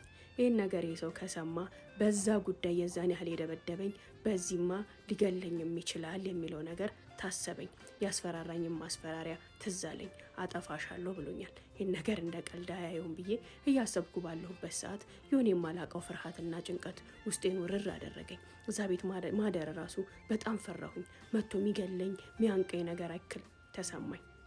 ያኔም ከዛ ቤት ወጥቼ ጓደኞቼ ጋር ለማደር ቤቱን ቆልፌ ጓደኞቼ ጋር ሄድኩኝ። ከእህቱ ጋማ ተጣልቻለሁ፣ ከቤተሰቡ ጋማ ተጣልቻለሁ። እነሱ ከዚህ በኋላ እንደ ሰው አያዩኝም። ጓደኞቼ ጋር ለሳምንታት ያህል ውዬ እያደርኩኝ የሚገርምሽ ነገር ስለሱ ቤት፣ ስለሱ ህይወት፣ ስለ ትዳሩ እያንዳንዱን ነገር የማጣራበት ደግሞ የራሴ ምንጭ አለኝ። ያቺ ምንጬ እየተደዋወልን በምናወራበት ሰዓት ላይ ቤት ውስጥ እስከ ዛሬ ታይቶም ተሰምቶም የማይታወቅ ድብልቅልቅ ያለና የለየለት ነገር ውስጥ እንደተገባቡ ባልና ሚስቱ ተነገረኝ። ከዛም በመቀጠል እኔ ላይ እየዛተና እየፎከረ ስለሆነ ከአካባቢው እንድርቅና ከሱም ራሴን እንዳርቅ ካገኘኝ ሊጎዳኝ እንደሚችል ከፍተኛ ቁጣና ከፍተኛ ምስቅልቅል ውስጥ እንደሆነ ተነገረኝ። ብዙ ሰዎች ይህን ነገር እየነገሩኝ ሲመጣ እኔም ከዚህ በፊት ያደረገው ዱላውን ማስጠንቀቂያውን ወደ ኋላ አሳስብ አስፈራኝ። የተወሰኑ ልብሶቼን ይዤ የምኖርበትን ቤት ቆልፌ ወደ እናትና ወደ አባቴ ሀገር ወደ ትውልድ ሀገሬ ተመለስኩኝ። ነገሩም ይረጋጋ፣ የእሱም ነገር ይለይለት፣ እኔም እስኪ ወደ ራሴ ልመለስ፣ ላስብ፣ ምን እያደረግኩኝ ነው፣ ምን እየሆንኩኝ ነው ብዬ ትንሽ መለስ ስለማለት ሞከርኩኝ። እውነት ለመናገር ሀውለት ይህን ሁሉ ነገር እያደረገኝ ያለው ፍቅርም ምንም ነገር አይደለም፣ እልህ ነው፣ ጉጉት ነው። ብቻ የሆነ ጓጉቼ ነበር፣ የሆነ የሳልኩት ህይወት ነበር፣ የሆነ የፈለግኩት ህይወት ነበር።